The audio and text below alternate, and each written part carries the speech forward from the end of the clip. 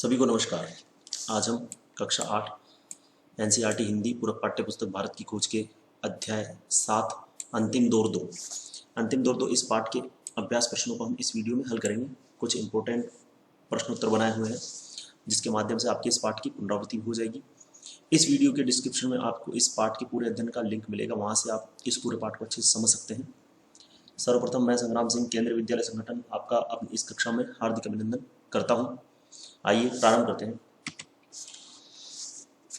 पहले विश्व युद्ध के समय राजनीति की दशा कैसी थी? जो भारत की राजनीति है उस समय पहले विश्व युद्ध के समय कैसी थी? तो भारत की राजनीति उस समय उतार पर थी। कांग्रेस में दो दल कौन कौन से थे उस समय? कांग्रेस में गर्म दल और नरम दल। एक गर्म दल जो अपने लक्ष्य की प्राप्ति, अपने हित के लिए हिंसा पर समर्थन करता था, परंतु नरम दल हिंसा को समर्थन नहीं करता था। प्रथम विश्व युद्ध की समाप्ति पर क्या हुआ? प्रथम विश्व युद्ध की समाप्ति पर देश में राहत और प्रगति की बजाय दमनकारी कानून और पंजाब में मार्शल लॉ लागू हुआ। जैसा कि हमने पाठ पढ़ा था तब बताया था आपको, मार्शल लॉ अर्थात कोई क्षेत्र या भाग जिस पर पूरी तरह से सेना का अधिकार हो। तब किसान वर्ग की दशा क्या थी? और जब ये सब हुआ उस समय किसान वर्ग की दशा क्या थी? उस समय किसान वर्ग की दशा थी कि वो दब्बू और भयभीत था। तब गांधी जी का आगमन कैसे हुआ? तो गांधी जी का आगमन पाठ के अनुसार एक ताजा हवा की झोंके की तरह हुआ। जो त्रस्त था, निराश मनुष्य था, उनको उम्मीद की किरण दिखाई दी।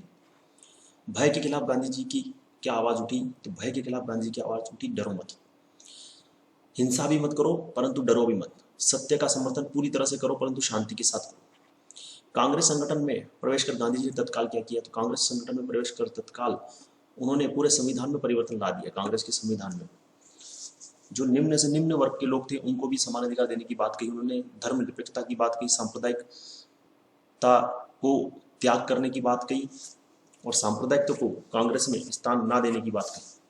तो ये सारे परिवर्तन उन्होंने लाए। गांधी जी के आह्वान किताब छोड़ो का क्या प्रभाव पड़ा? तो गांधी जी ने जो आह्वान के किताब छोड़ो, जो अंग्रेजों द्वारा किताब दिए जा रहे थे लोगों को, छोड़ने की बात की गई।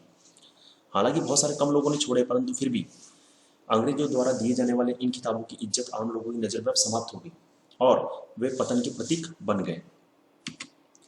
लेखक की दृष्टि में गांधी जी किसके विपरीत थे?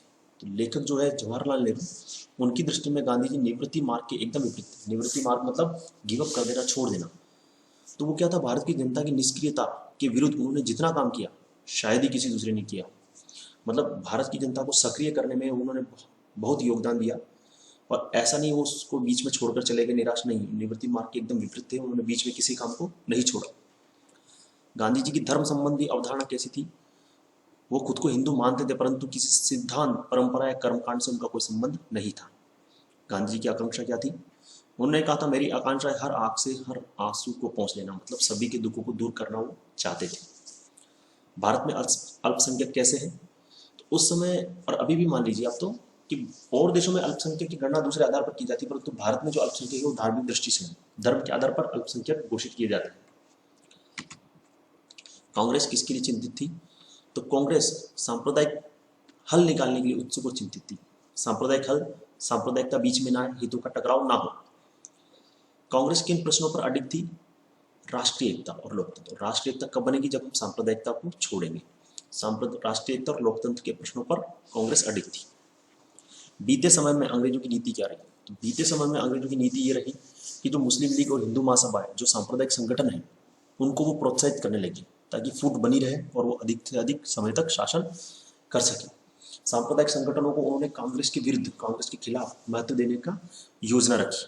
ठीक है, तो यहीं पर आपके जो अध्याय 7 है भारत की खोज का अंतिम दौर 2, उसके कुछ इंपॉर्टेंट प्रश्न हैं जिनका समाधान हमने यहाँ पे किया है। कुछ प्रश्नों का उत्तर हमने यहाँ देखे हैं। आशा करता हूँ आपको मेरा ये वीडियो पसंद आया होगा। आज के लिए बस इतना ही। धन्यवाद। आपका दिन मंगलमय हो।